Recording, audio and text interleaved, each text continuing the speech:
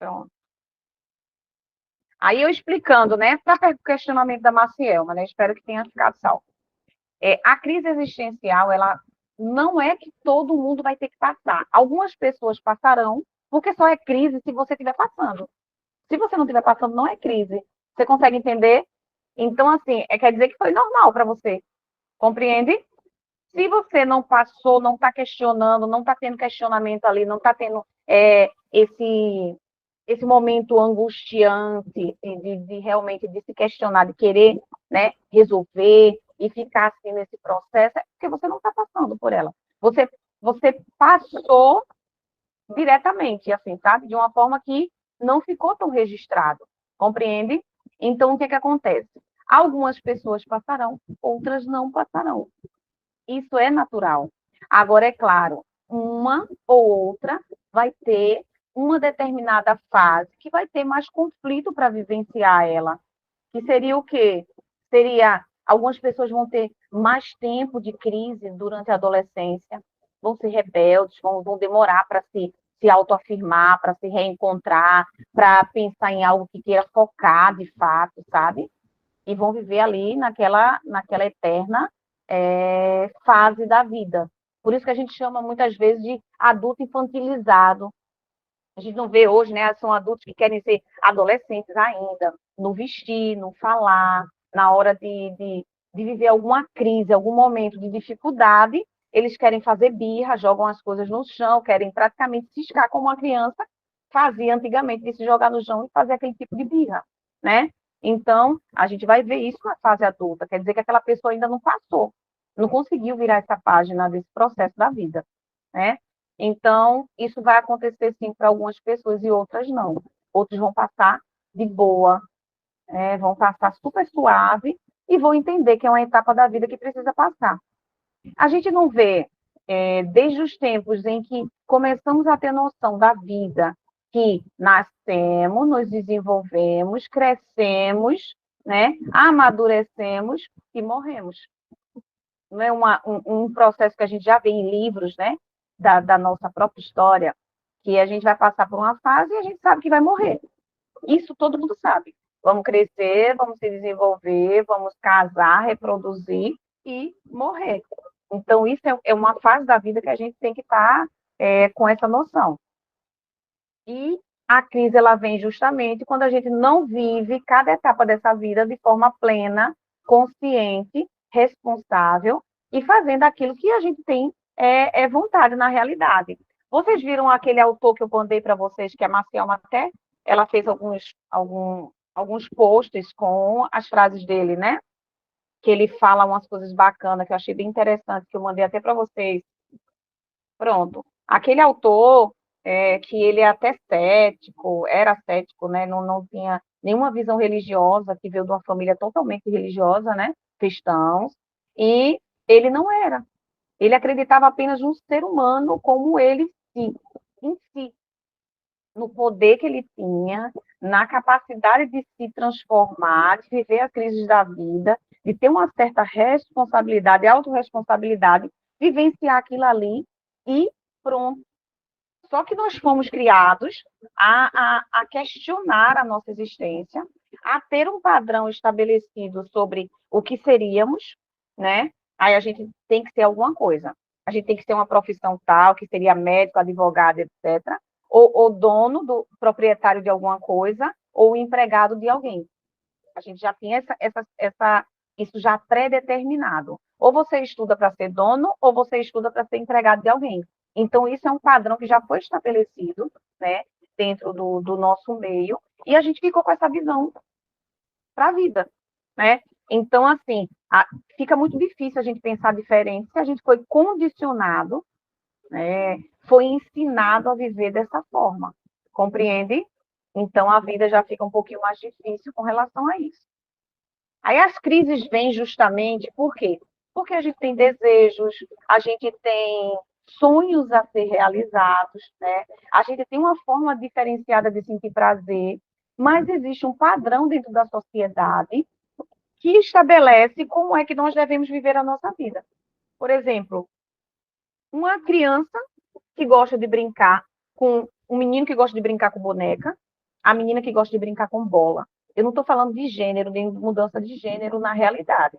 Eu estou falando que crianças podem brincar com qualquer coisa e aquele brinquedo ser simplesmente lúdico, não ter uma determinada função. Isso aqui é de menina, isso aqui é de menina, mas nós fomos ensinados a ter essa visão que isso, carrinho é de homem e boneca é de menina. E dentro disso, usar a sexualidade, o desenvolvimento sexual e a predisposição sexual associada a certas coisas, né? Isso são arquetipos que se colocam e vão moldando a pessoa, vai desenvolvendo a nossa forma de pensar sobre nós mesmos, né? E às vezes você, por reprimir, eu quero brincar com carrinho, mas se eu brincar com carrinho, eu sou uma sapatão.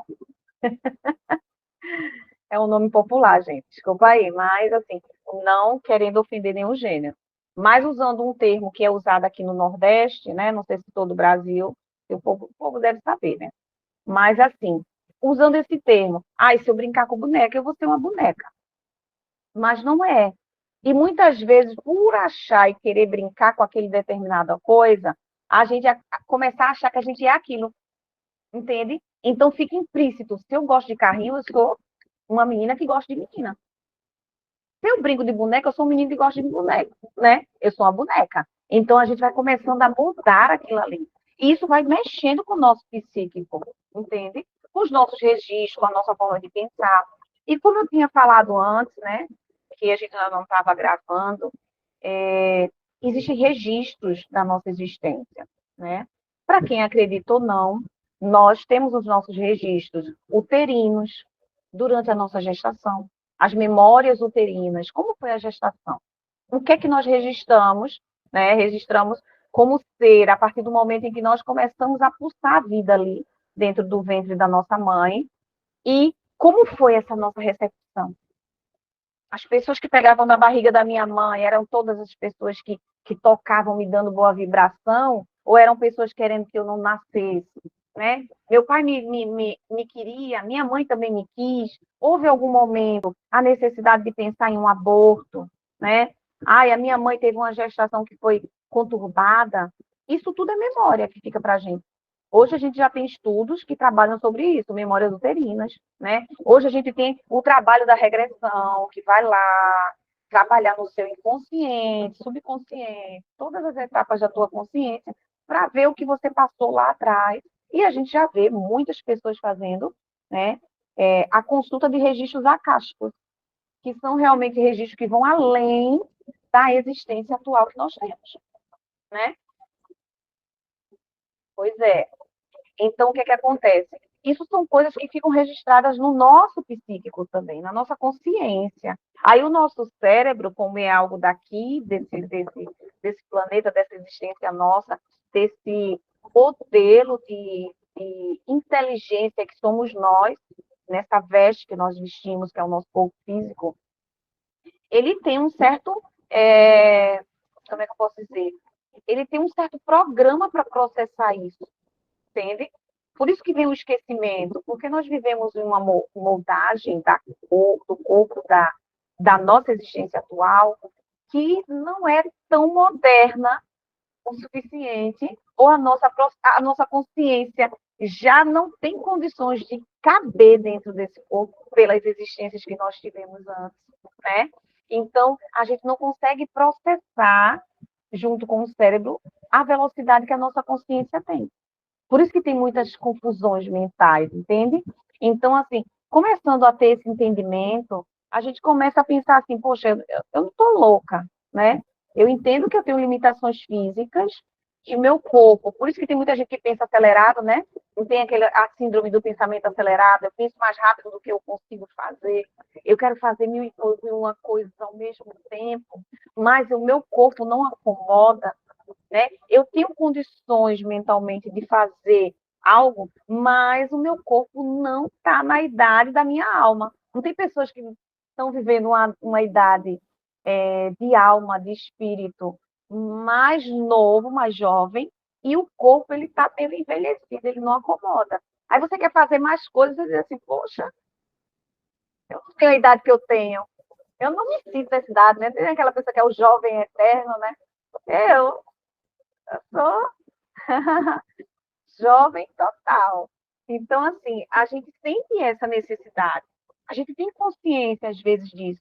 Então, quando a gente começa a trabalhar esse processo de consciência mesmo, de entender que o cérebro da gente, que o inconsciente, que o nosso espírito tem todo esse processo que a gente precisa ainda estudar, maturar, para a gente entender o nosso eu, que dentro desse campo de pesquisa, de trabalho, de estudo que nós estamos fazendo, nesses encontros na segunda-feira, é justamente para despertar a nossa consciência, né?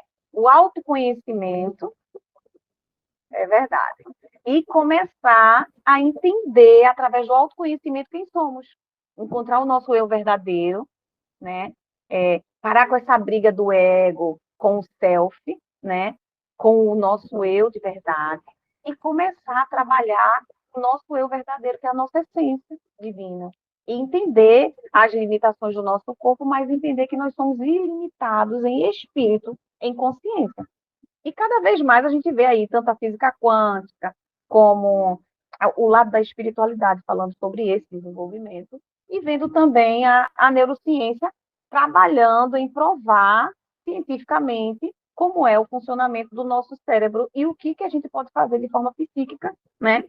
E tem aí grandes bambambãs aí resolvendo isso, e eu tenho certeza que nós vamos conseguir despertar mais consciências com relação a isso.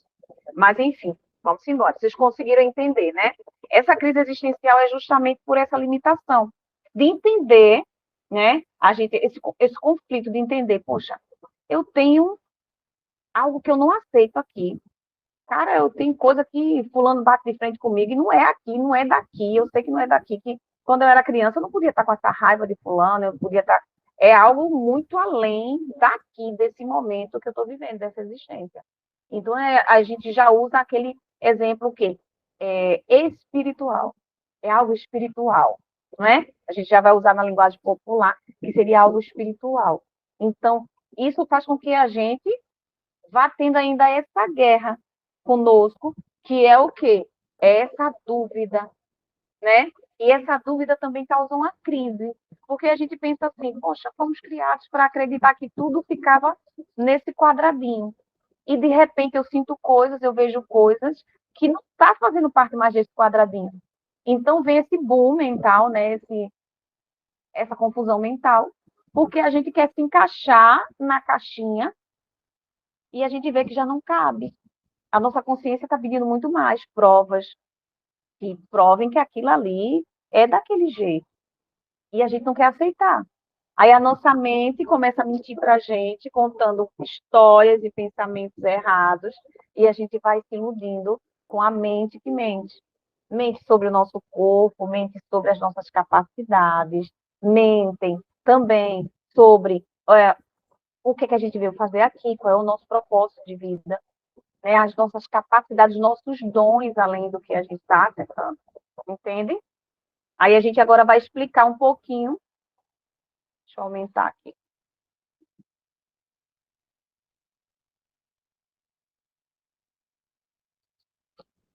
Sobre essa parte. A crise existencial não é algo negativo, a crise ela é algo que vem para buscar o nosso amadurecimento, né? Espiritual, emocional. Muitas vezes, quando a gente passa por uma crise, a gente percebe depois que ela passou, que ela trouxe algo bom, que valeu a pena. Tipo, aconteceu um incêndio, né? A casa queimou, tudo queimou, mas depois a casa vem um boom, né? Você consegue recuperar-se emocionalmente, financeiramente. Depois você faz uma casa belíssima, né? Para algumas pessoas. Às vezes vem uma doença, um câncer de mama, um câncer ali, como é que eu posso dizer, um tumor na cabeça em algum lugar. E depois daquele momento de crise de saúde, você descobre que você é muito mais do que aquele corpo, que o caminho que você estava buscando não estava te levando a nenhum lugar que te fizesse existir, sentir prazer em existir.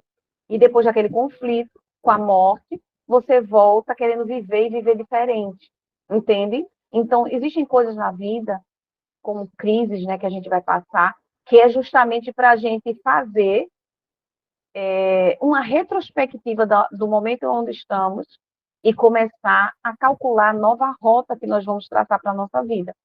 Se estamos fazendo errado, nós temos a nova oportunidade de recalcular tudo aquilo ali.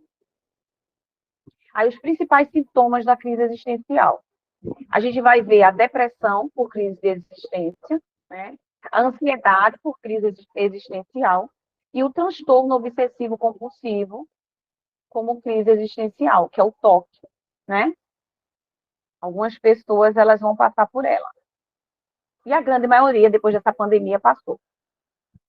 Então, a depressão por crise existencial, durante uma crise existencial, você vai experimentar sentimentos comuns de depressão.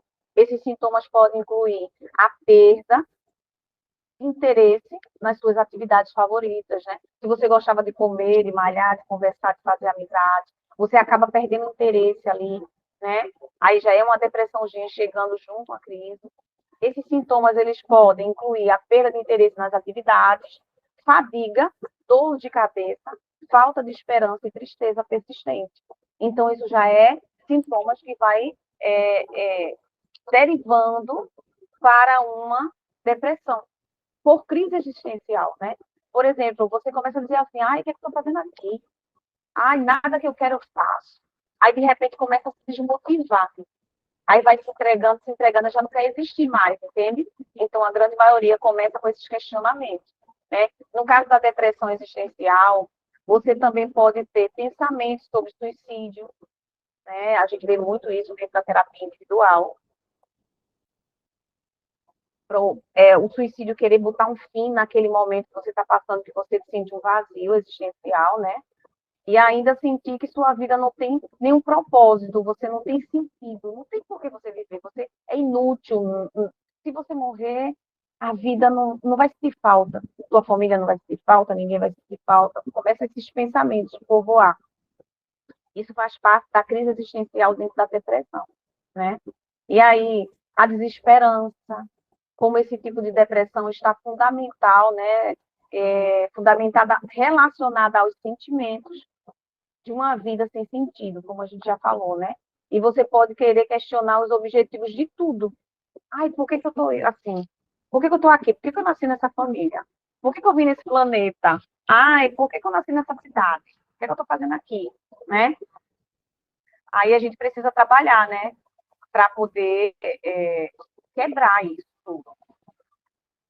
Aí aqui também tem uma frase que eu acho interessante, né?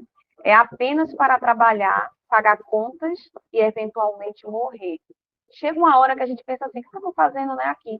Estou aqui só o quê? Trabalhando, pagando conta, envelhecendo, não estou fazendo nada do que eu gosto, como a gente falou no começo. Às vezes você quer brincar com o carrinho, você quer vestir uma roupa que é de homem, as pessoas vão te julgar, você quer fazer alguma coisa que o pessoal está dizendo que não é legal, que não é bacana, e você vive reprimindo todo o seu desejo, tudo aquilo que é tua essência, você reprime para viver dentro da caixinha que é a Matrix, que te rotula. Aí você quer comer um chocolate e ganhar um quilinho, e o povo quer dizer que você tem que ser magérrima e você tem que viver dentro daquele corpo que a moda está dizendo. Então você começa a sofrer, a bombardear teu corpo. Existem pessoas que começam a criar vômito, né? Premeditar vômito, come, bota para fora, ou não come nada, né? A gente viu falando muito essa semana, esse mês, né? Lá, sobre aquela cantora que tá magérrima, né? Uma cantora sertaneja, eu acho que é Maiara ou é Maraísa, e todo mundo questionando a magreza dela. Ela fez redução de estômago, bebe muito durante o palco, durante os shows, e tá magra, magra, magra, e todo mundo falando aquilo ali, achando um absurdo. Então, quando a menina era gordinha, que cantava, o povo dizia que ela estava feia. E agora a menina tá magra demais, então nunca tá bom, entende? Então a gente vai estar sempre lutando para agradar alguém.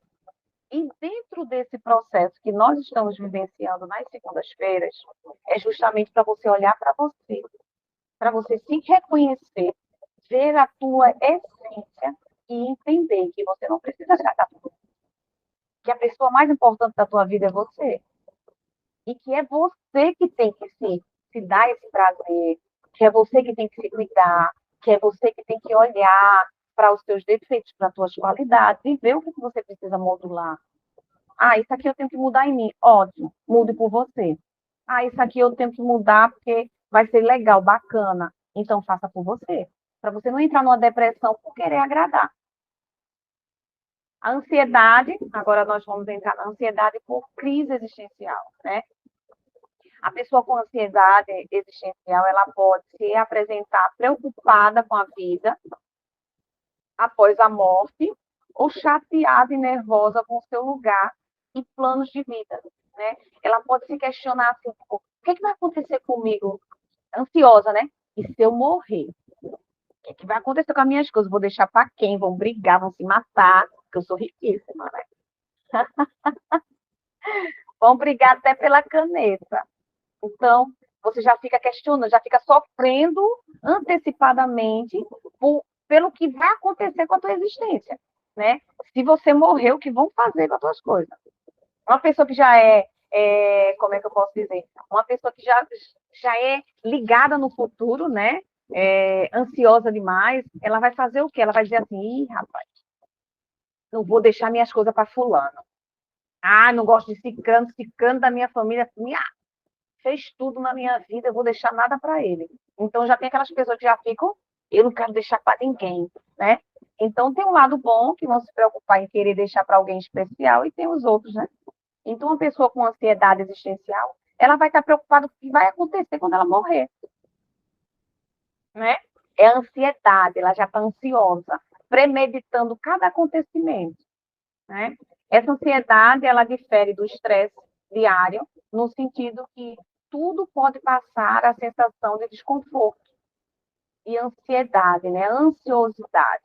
Aí você vai ficar ansioso, né? Tudo vai ter um boom. O ansioso não é aquele que aumenta tudo, amplia tudo. Aí tá com a dorzinha já é maior.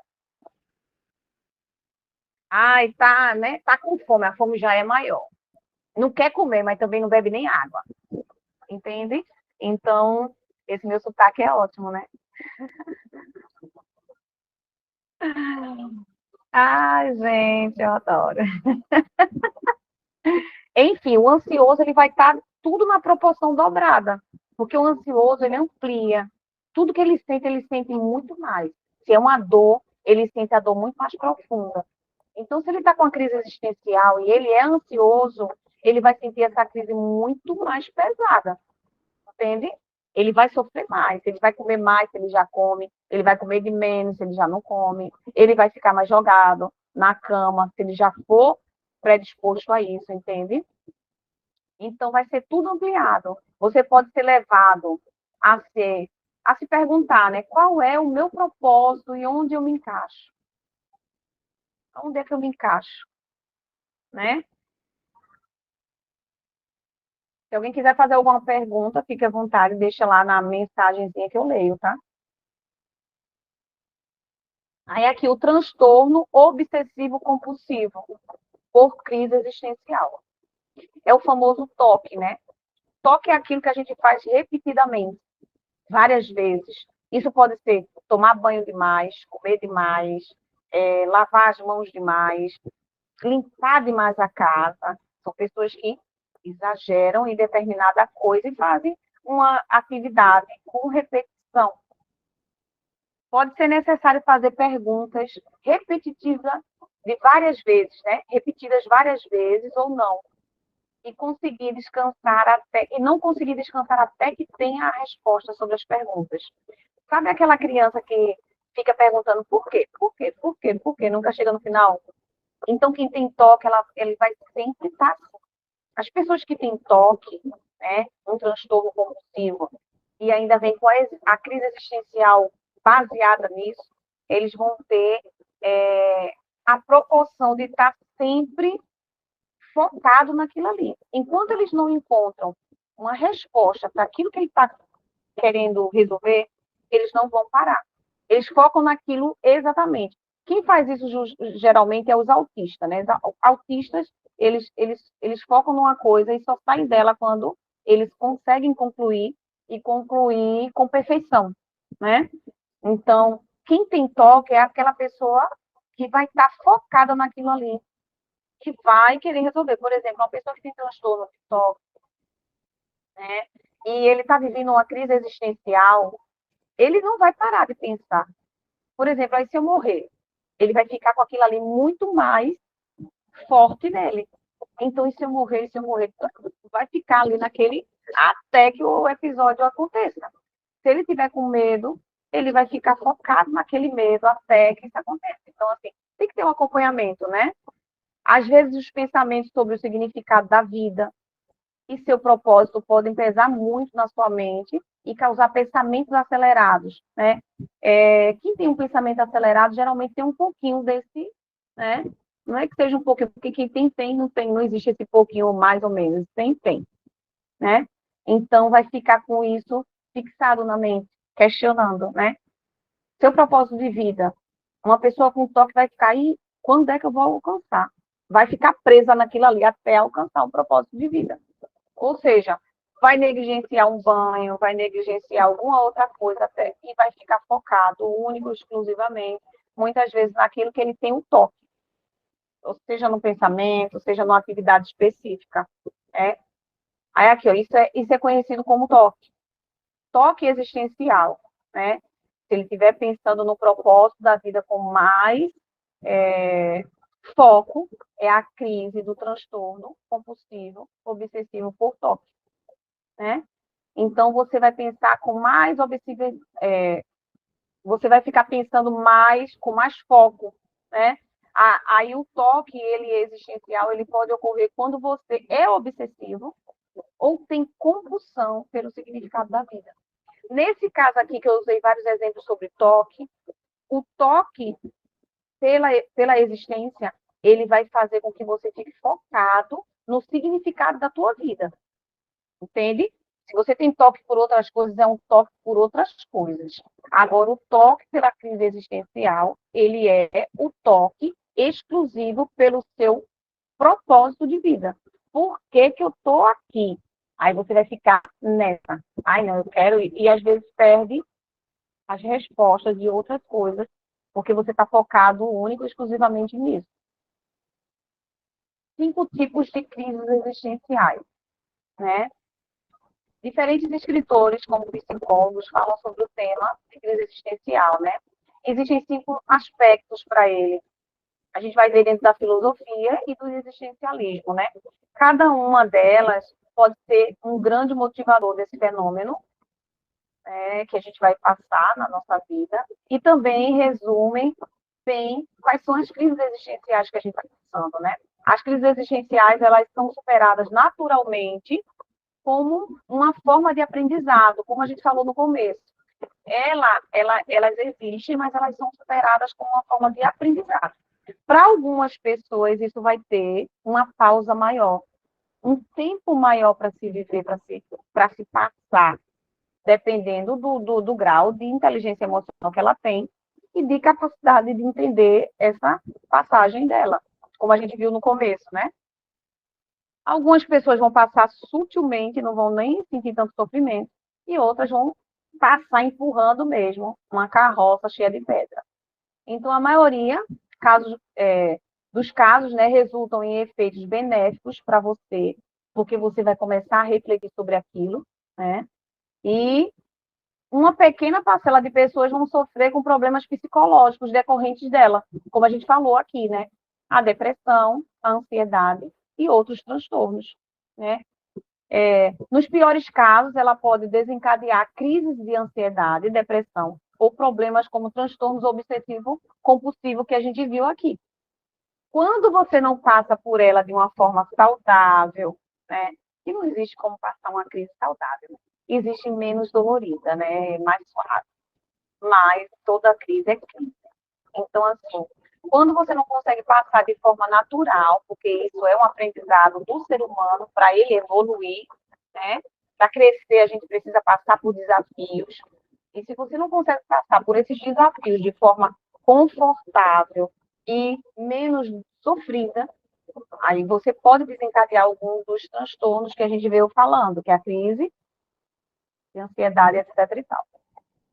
Os diferentes tipos de crise existencial incluem a crise da liberdade e responsabilidade, né? A gente quer ser livre, mas a gente não quer a responsabilidade sobre a nossa liberdade. É por isso que a gente questiona muito o livre-arbítrio quando a gente está passando por ele, né? Ah, mas a gente não tem livre-arbítrio, porque tudo, se a gente fizer tal coisa, a gente tem uma pessoa no nosso grupo que fala sobre isso, né? Ah, e se eu fizer isso, eu vou ser castigada. Então não é livre-arbítrio, eu sou controlada, né?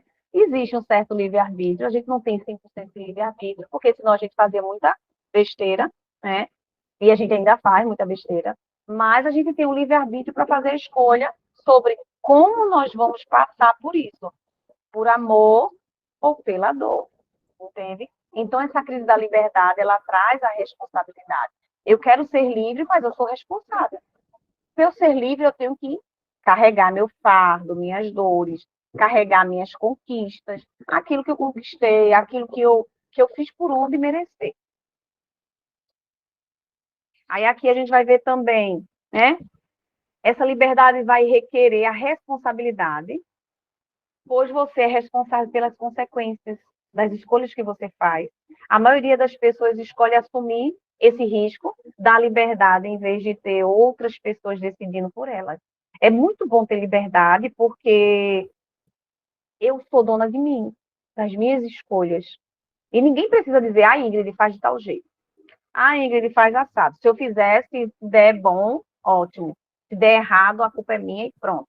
Entende? Mas tem outras pessoas que não conseguem, precisam de alguém para estar ditando. Se acostumaram a viver no automático e precisa de alguém para estar dizendo, ó, faz desse jeito, o café faz assim, o café faz assado. Quem me conhece sabe que eu sou bem assim, eu gosto de contrariar, eu gosto de fazer do meu jeito.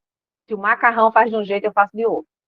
Se faz o bolo de um jeito, eu vou fazer de outro, porque vai ter que dar certo do jeito que eu estou fazendo. Porque eu gosto de quebrar, né, as barreiras que impuram para mim. Não de quebrar as regras em si, mas de me desafiar. Desafiar o momento que eu estou passando. Eu não gosto que as pessoas digam o que é que eu tenho que fazer. Sabe? Tem gente que diz assim, ah, e essa roupa aqui tá legal, tu gostou? Se alguém disser que tá feia, a pessoa já tira e não usa mais, né? Então é bem complicado você viver por alguém decidindo para você. Tem filhos que crescem, ganham seus salários, mas não querem sair da casa da mãe e do pai e vivem às custas da mãe e do pai a todo momento. Tem homem que casa e a mãe é que diz qual é a mulher que ele vai ficar, se o casamento vai estar bem ou não. Então, são pessoas que não passaram por esse processo, né? De forma bacana, amadureceram e criaram a responsabilidade, a autorresponsabilidade, né? De ter essa liberdade de escolha. A crise da morte, que é a segunda, né? E a mortalidade, que você pode refletir sobre o significado da vida. Essa crise, ela traz aqueles questionamentos. E o que é que eu fiz na minha vida? Para onde eu vou? Já plantei uma árvore, escrevi um livro, sou feliz, fui amada, né?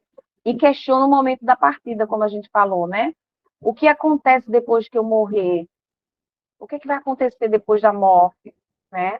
Aí a gente fica nessa crise sobre o que eu fiz com a minha vida e se eu morrer. Esse nome se dá à crise da morte, né? E a mortalidade. Esse tipo de crise também pode ocorrer após um diagnóstico de alguma doença grave. Quando a gente recebe o diagnóstico de alguma doença grave e a gente fica diante da morte, né? O médico diz, olha, aqui já foi. Aí a gente sente essa crise muito mais forte. A terceira crise é a crise do isolamento, né? E a conexão. É quando a gente passa por aquele período, né, de isolamento, de solidão, que às vezes a gente precisa passar. A gente precisa estar sozinho para pensar, para refletir, né, para crescer, para sentir saudade das coisas, para ver o que, é que a gente gosta de fazer, para saber se vale a pena estar com alguém num novo relacionamento ou não. Essas coisas acontecem naturalmente na vida do ser humano, né? Mas existem pessoas que elas vão querer estar períodos isolados, sozinhos, de solidão, né? Por algum motivo específico, que seria da crise, né? Os seres humanos são seres que precisam se socializar. E se eles resolvem ficar isolados totalmente, eles perdem o convívio com outras pessoas e começam a ficar muito individualista, né? Já não sabem dividir as coisas, já não sabem compartilhar alguma coisa, entende? Então, fica um pouquinho complicado para essas pessoas.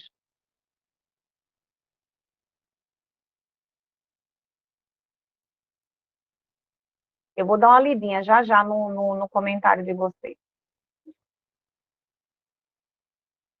Então, são essas coisas que vão acontecendo com o isolamento, né? As pessoas, elas podem se separar fisicamente e emocionalmente, assim como a morte, muitas vezes, nos separa dos entes queridos. Isso pode levar ao isolamento e à solidão, fazer com que algumas pessoas sintam que a sua vida não importa mais para ninguém.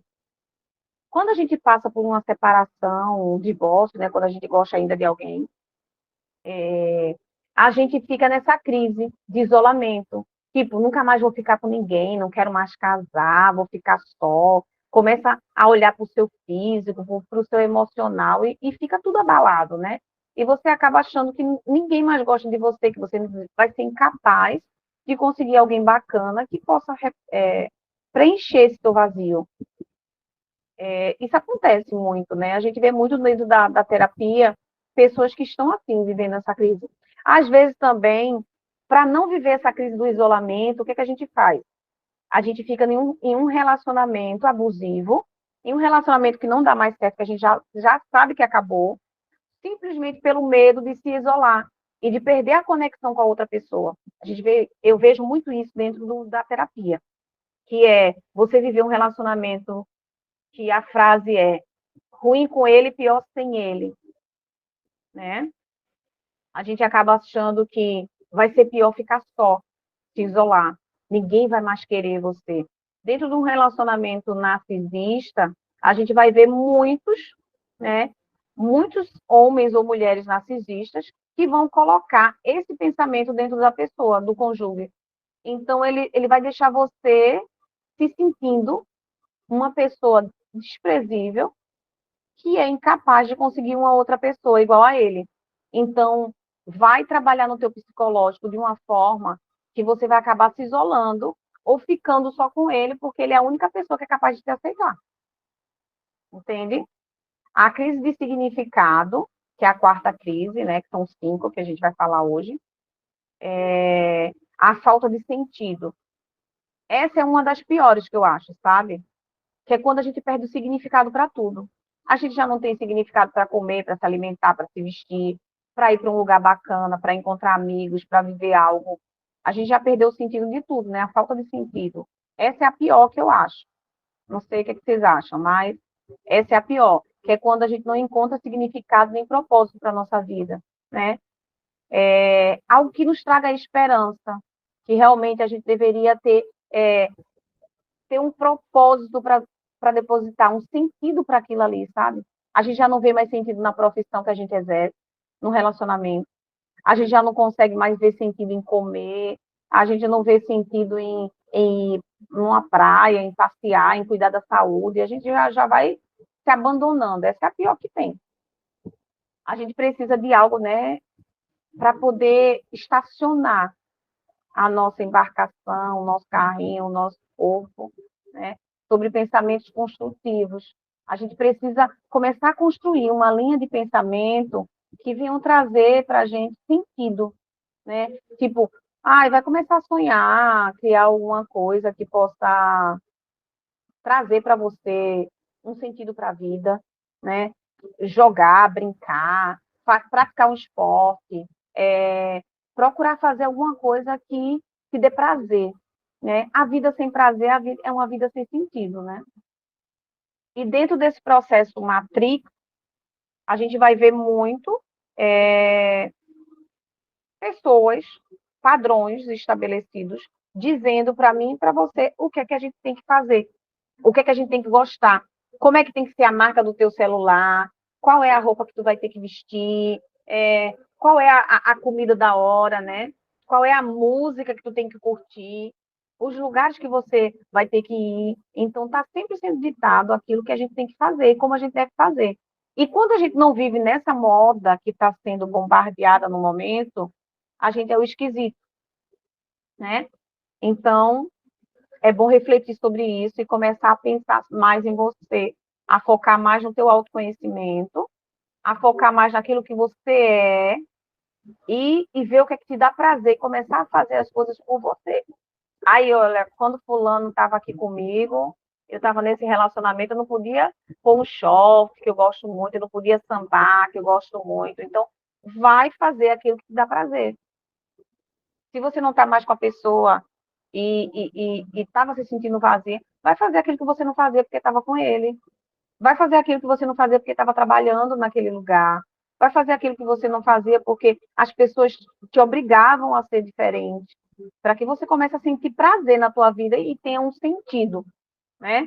Veja se vale a pena. Agora, se você está com vontade de trair, de fazer coisas que realmente não são bacanas, que não vai fazer bem para o outro, aí eu digo a você que não faça.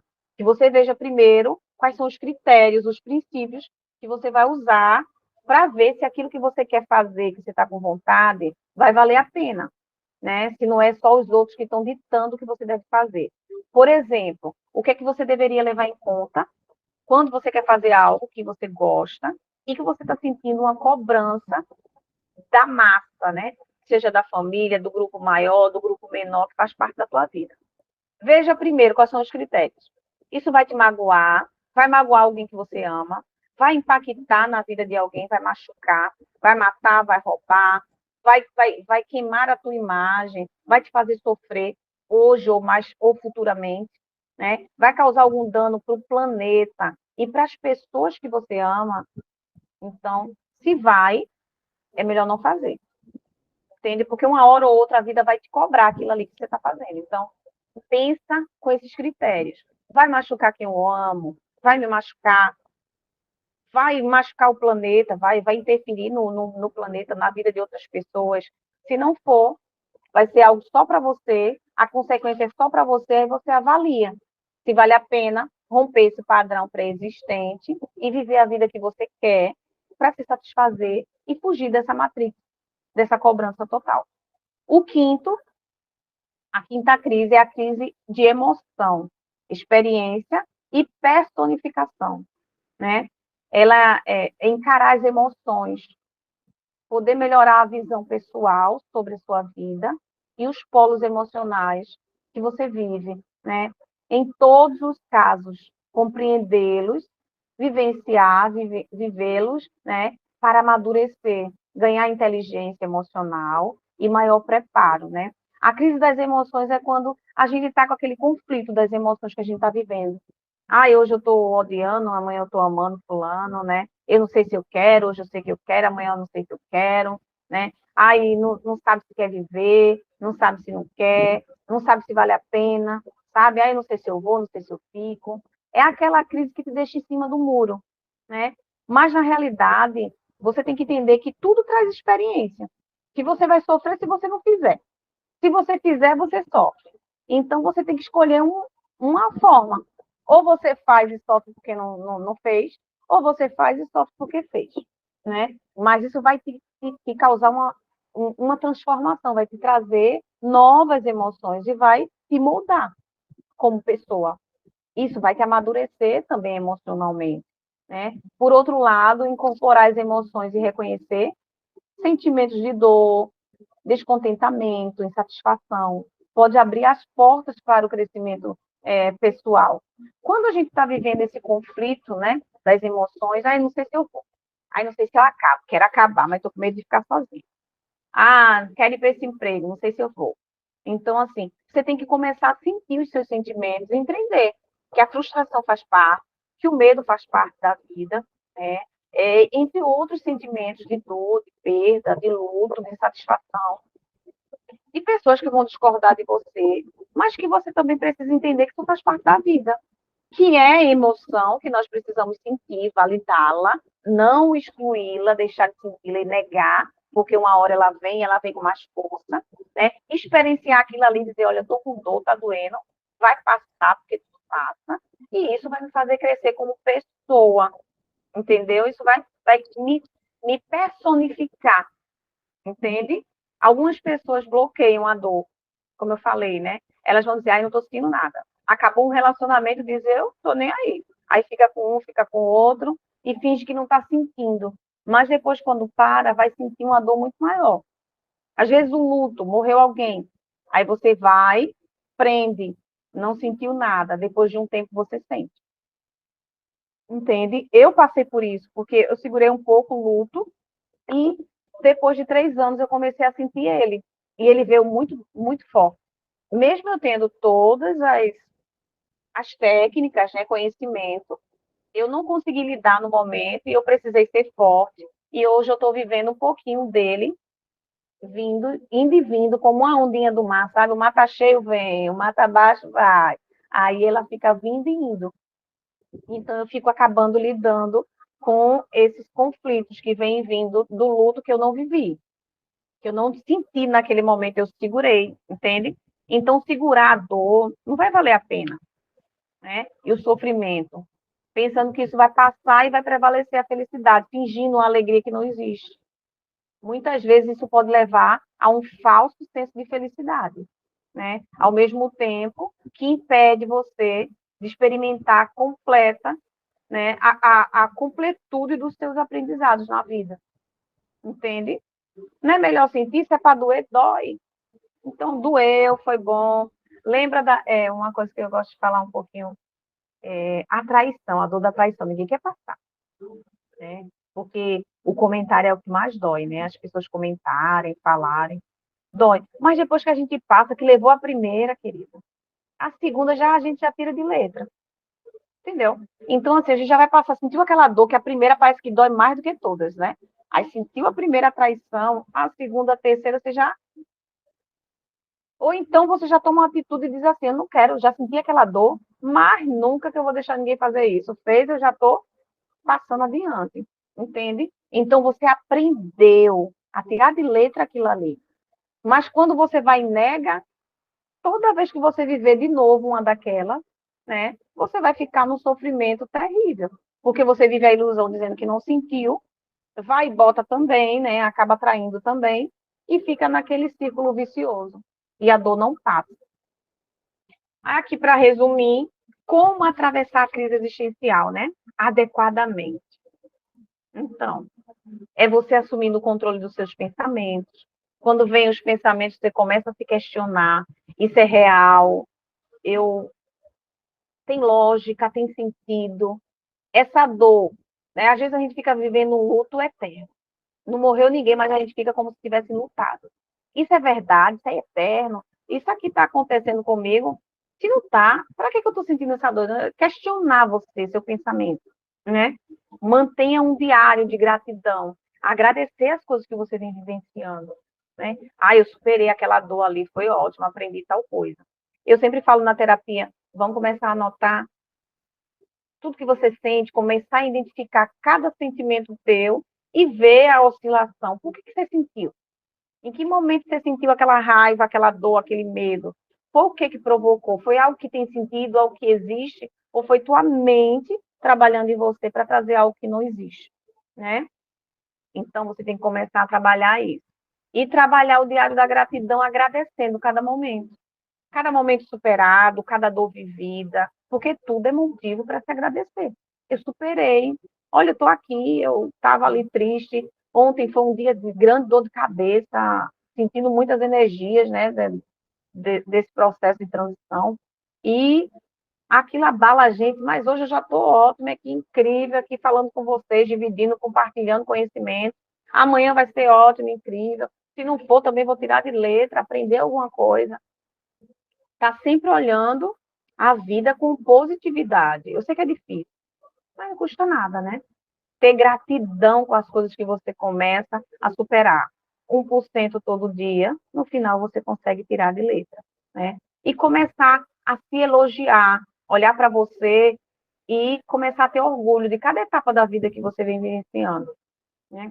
A gente vê hoje na mídia grandes mulheres falando assim: olha, eu sou mais eu hoje, com 40 e poucos anos, do que eu com 15, porque conseguiram entender que atingiram a maturidade, que o corpo não é só corpo, que precisa de mais, entende? Então é sobre isso que eu estou falando. É você começar a olhar para você e sentir gratidão de cada fase da vida que você passou, de cada crise existencial que você já superou, para que você possa superar a próxima.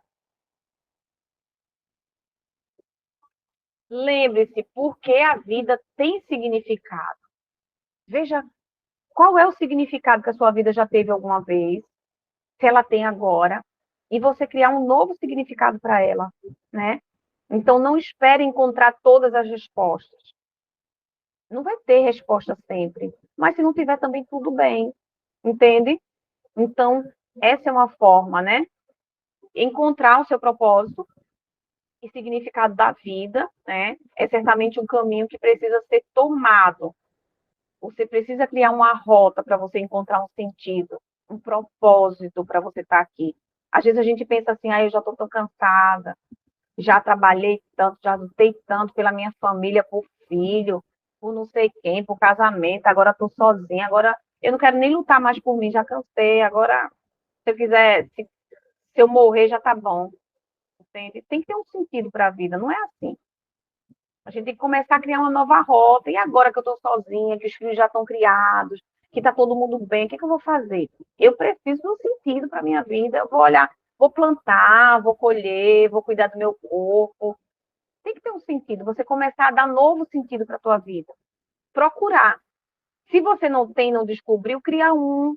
Disponibiliza um novo. Quando isso acontece, pode, além de te ajudar, né, a liberar essa crise existencial, quando você criar um novo sentido, uma nova rota, lhe dá também um horizonte a ser percorrido com maior consciência. Você vai começar a ver a vida com mais consciência. Poxa, eu já atingi tudo que eu tinha que atingir. Já casei, meus filhos estão grandes, está tudo bem. Eu perdi o sentido, sabe? A gente sente isso quando os filhos crescem, saem de casa, para quem tem filho. Aí a gente pensa assim, poxa, sem meus filhos eu vou fazer o quê da minha vida? Que eu só era mãe, eu só era pai, né? Eu trabalhava porque tinha meus filhos para comer. Eu trabalhava, eu tinha um sentido porque alguém dependia de mim. Agora que não depende mais, o que é que eu faço? Agora você tem que olhar para você. Você também é alguém que depende de você. Que você precisa investir em você. Entende? Investir no corpo, na educação, na saúde. Investir em algo que você quer fazer. Então, começar a olhar para você. Isso é um novo horizonte, traçar. Não precisa alguém determinar. A gente quer que alguém determine, seja um psicólogo, um terapeuta, um coach. Venha numa sessão e diga, olha, teu propósito é esse. Isso aqui é tua missão. Você pode criar uma missão, entende? Você pode desenvolver um propósito de vida. Você não precisa ter ele já pré-existente. Se você não sabe qual é, cria um novo propósito. Essa é a sacada. Agora você já sabe o que é uma crise existencial, né? Você já sabe, já tem uma ideia do que é e como aprender, né, a lidar com ela. Então, siga as dicas aí que a gente deu hoje, né? Estamos finalizando. Siga as dicas. Espero que o aprendizado tenha sido bacana, né? Aqui, não esquecer também, né, que a gente também precisa procurar um profissional para nos ajudar quando o processo está difícil, né? A gente tem que procurar alguém bacana, profissional no que está fazendo, para poder nos ajudar. Entende? Consultar um médico, um profissional da área, dependendo de qual crise você está passando, de qual é a sensação que você está sentindo, para que você não fique a mercê por aí, sofrendo, né? Então é isso. Deixa eu dar uma olhadinha aqui no que vocês me perguntaram, ver se tem algumas perguntas. E a gente responder que a gente já está finalizando, né? A Marciana passou por 2 crises. A Marciana, eita, Marciana, tá com toque, tá com tudo, né? Ai, eu já passei por um bocado de coisa, né? É muita coisa. Mas, enfim, é isso, gente. Foi um prazer, né? Que coisa boa. A gente vai aprendendo, a gente vai compartilhando conhecimento e a gente vai dividindo um pouquinho. Eu aprendo com vocês toda segunda-feira. Mesmo que vocês fiquem calados, eu aprendo. Aprendo porque eu estudo bastante para poder falar com vocês sobre o tema que a gente escolhe. Aprendo porque a gente compartilha, porque, como eu falei no começo, né, eu sou um pouquinho de vocês e vocês são um pouquinho de mim. Então, a gente se encontra, marcamos esse ponto, de alguma forma, as nossas consciências de se encontrar, de compartilhar esse conhecimento. e busque conhecer-se mais, né? Por mais que o Brasil, que o mundo tenha crises, que a gente passe por crises, quando a gente se conhece, tudo fica mais fácil, entende? Tudo vai ficar mais fácil se você já conhece suas dores, já sabe seu limite, aonde dói teu calo, aonde você quer chegar, vai ficar mais fácil. Ninguém vai chegar assim, ó, para te dizer o que você tem que fazer. Você vai saber o que é melhor para você. Ok? Pode falar, Marcelo, se alguém quiser vídeo, eu vou falar com você sobre o vídeo. Fiquem Tá na bom. paz, shalom, beijos. Shalom. Até mais. Beijo. Gratidão. Boa Obrigada, noite. querida. Fiquem na paz.